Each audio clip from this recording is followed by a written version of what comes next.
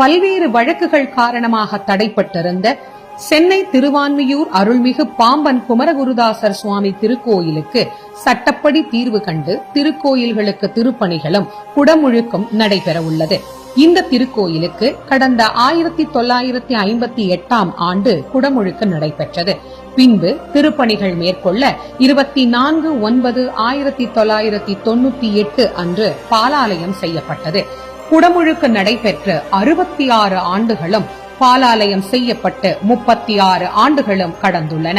9/6/2024 அன்று சென்னை திருவான்மியூர் அருள்மிகு பாம்பன் குமரகுருதாசர் சுவாமி திருக்கோயிலில் பந்தக்கல் நட்டு குடமுழுக்கு விழா பணிகள், அதனைத் தொடர்ந்து திருக்கோயிலுக்கு ரூபாய் 15 லட்சம் மதிப்பீட்டில் உபயதாரர்கள் மூலம் உருவாக்கப்படும் ரதத்திற்கான பணிகளையும் மாண்புமிகு இந்து சமய அறநிலையத்துறை அமைச்சர் அவர்கள் தொடங்கி வைத்தார்.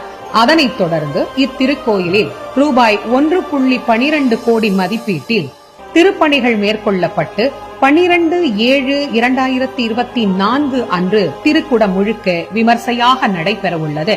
அருள்மிகு பாம்பன் குமரகுருதாசர் சுவாமி திருக்கோயிலில் நடைபெற்ற மயூர வாகன சேவன விழாவின் 100வது ஆண்டை முன்னிட்டு புதுப்பொலிவோடு மறுபதிப்பு செய்யப்பட்ட பாம்பன் சுவாமிகளின் சரித்திரம் என்னும் நூல் வெளியிடப்பட்டுள்ளது குறிப்பிடத்தக்கதாகும். திருக்குடமுழுக்கு நிகழ்வுக்கு வருக வருக, இறையருள் பெருக பெருக என அனைவரையும் அன்போடு அழைக்கின்றோம்.